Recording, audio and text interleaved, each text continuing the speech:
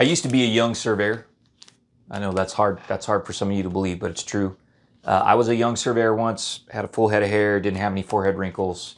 I was mildly handsome back in the day.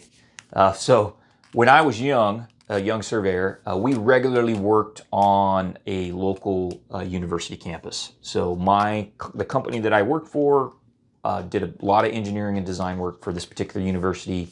And they were, as most universities are, a large landowner, what I call an institutional landowner. So they own lots of land and buildings.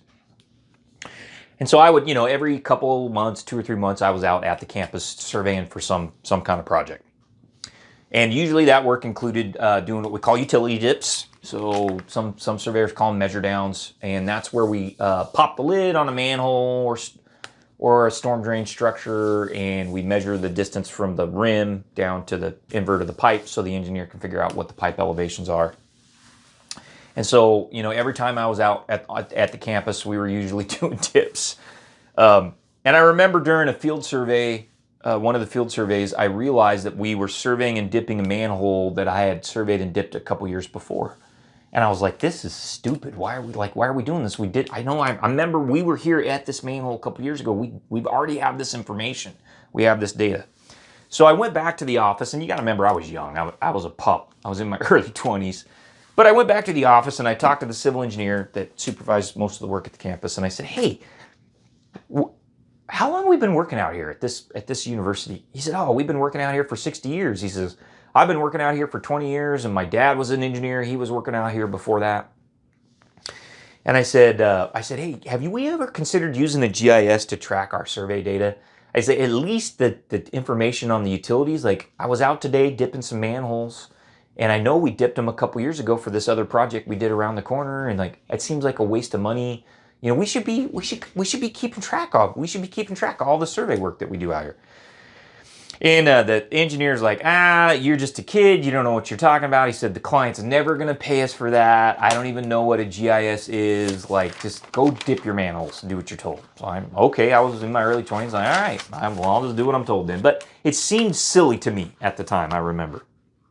And I remember thinking about that, in the days that followed that conversation with the engineer. And I remember thinking to myself, the client's already paying. They're paying to do duplicate work. For a fraction of that money, we could build the GIS, right? Like, at some point, you got to go convince your client of that, right? Yeah, here's the kicker. So probably 5 years or 8 years later, I was working for a different engineering company and was back on that very same campus for a big renewable energy project. And I kid you not, I was dipping the same manholes for a different project at a different company, right? So that was at least the third or fourth time I had dipped that particular group of manholes, okay? So what are the lessons of this story? And I know this happens all over.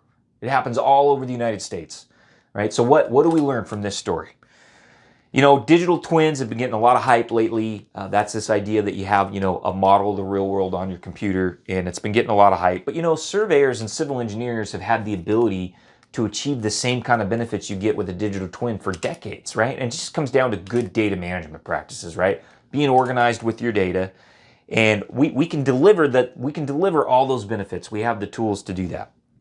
So if you're an institutional landowner, like a university or a hospital or a big farm or a port, or a city, you should hire a surveyor or civil engineer that will help you save money over the long haul.